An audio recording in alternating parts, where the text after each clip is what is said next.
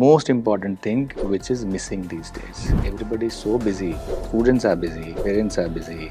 First thing for parents is they should not react. They should respond to that.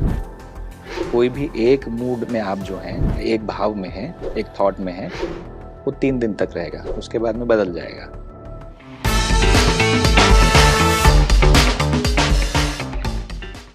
Namaste everyone.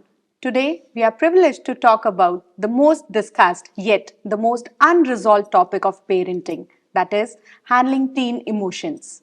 And to discuss this we have with us Paroksh ji, the life and spiritual coach at Rishihood University. Namaskar. From your experience with teens, to start with, what are the most prevalent issues?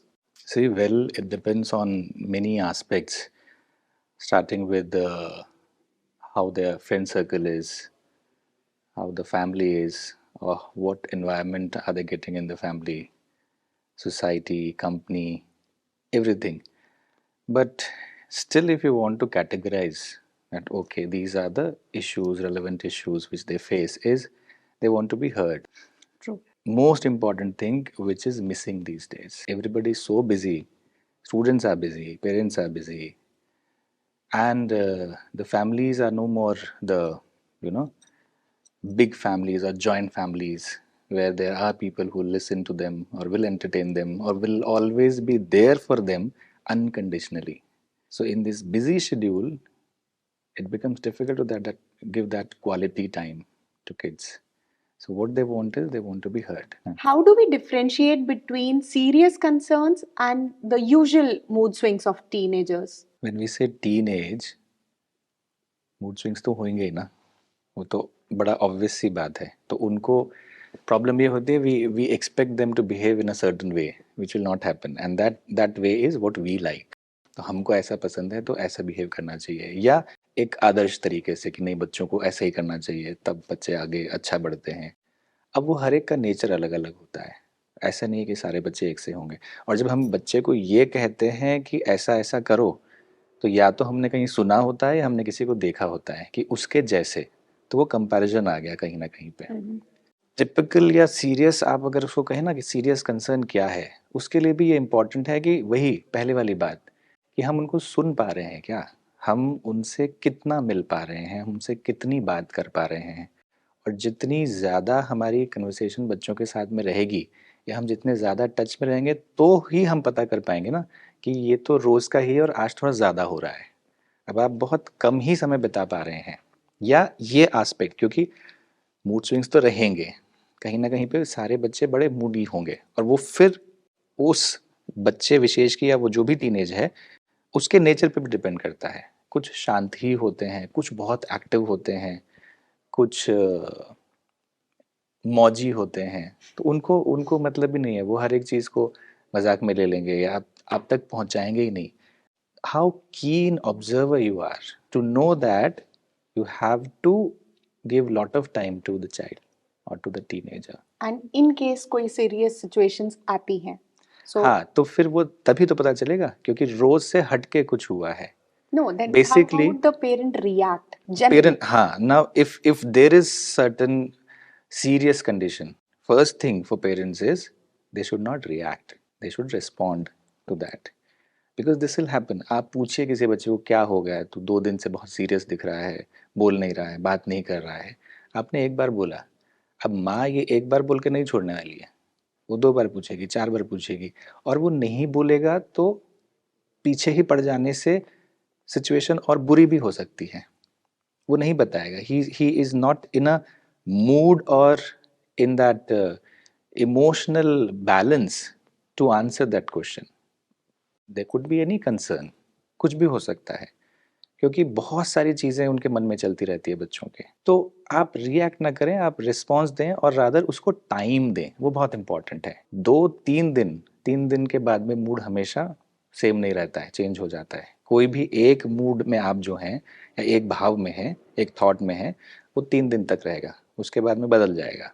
But ये parents के लिए कितना easy है? Easy नहीं है. Parenting is the most difficult thing to to take the responsibility as parents is the most difficult thing. So it's 24/7 responsibility. क्योंकि they go through many a things, hmm, ठीक है, चाहे उनका पर्सनल लाइफ है, चाहे उनका प्रोफेशनल लाइफ है, and इस सब के बीच में this teen age handling. So that is what ना, मे बी पेरेंट्स को ज़्यादा ज़रूरत है थोड़ा ट्रेनिंग की, बच्चों से ज़्यादा। बच्चों को ट्रेन करने की बजाय हमें ट्रेन होना पड़ेगा। इसमें एक बात देखिए बड़ी इंटरेस्टिंग हो सकती है, वो ये कि आपको मालूम है कि अगर बच्चा रिएक्टिव है तो आप जितने शांत रहेंगे उतना वो आपको अप्रोच कर पाएगा। अगर आप भी रिएक्टिव हैं तो बोलेगा कि मैं तो, मेरा वैसे ही नहीं मन अभी समझ में आ रहा है क्या करना है, उनको बोल के फिर वो और गुस्सा होंगे या पता नहीं क्या बोलेंगे। पता नहीं क्या बोलेंगे ये कंसर्न बच्चे के पास नहीं होना चाहिए कि कम नहीं वो मुझे सुनेंगे, शायद कुछ ना बोलें पर सुन तो लें। बच्चे के पास में ये कॉन्फिडेंस होना चाहिए कि कुछ भी हो जाए मैं उनको जाके बोलूं या मैं उनसे बात करूं। और वो तब होगा जब हम उनके लिए अनकंडीशनली विदाउट रिएक्टिंग अवेलेबल होंगे। सो कुछ ऐसे टिप्स आप दे सकते हैं पेरेंट्स के लिए, you know, which can be used by anyone and everyone, not just with teenage parents. Don't compare your children with anybody. नहीं, of course, I agree that every individual is this is one special. Tip. This is a tip for sure. Regular जो parents हैं, जिनके पास में teens हैं, and they go through, you know, all the roller coasters of emotions. So what the basic tips that you could give जो उनको help करेंगे as parents to manage these? उसमें यही है पहली बात तो कि अनकंडीशनली अवेलेबल रहना है। और जब कहा हमने कि अनकंडीशनली अवेलेबल रहना है तो कंपैरिजन नहीं होना चाहिए, बहुत हाई एक्सपेक्टेशंस नहीं होना चाहिए। आप एक्सपेक्ट कर कर के बच्चे से कुछ करवाना चाह रहे हो या आप उसको एनकरेज और इंस्पायर कर रहे हो कुछ कर गुजरने के लिए, क्योंकि हर एक बच्चा अपने सॉफ्टवेयर के साथ में आया है।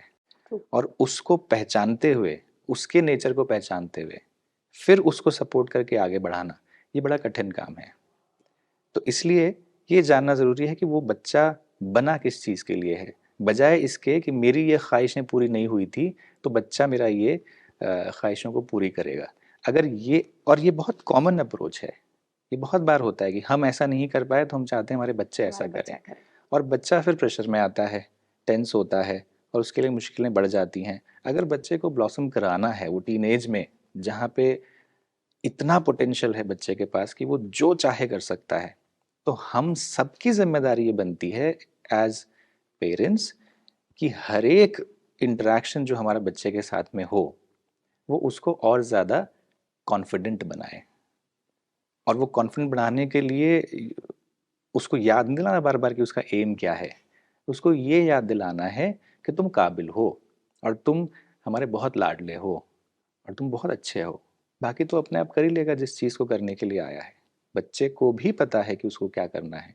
उसको ये डर लगता है कि मैं जो चाह रहा हूँ वो नहीं हुआ तो पेरेंट्स क्या सोचेंगे, लोग क्या कहेंगे। Societal pressure. हाँ, तो इस चीज़ से उसको जब हम निकालेंगे तो कहीं ना कहीं पे उसका कॉन्फिडेंस बढ़ता जाएगा। तो सबसे बड़ी जिम्मेदारी एज पेरेंट्स तो यही होती है कि आप बच्चे को कॉन्फिडेंट बनाएं, बाकी उसे जो करना है वो कर ही लेगा। Thank you so much, sir. Thank you.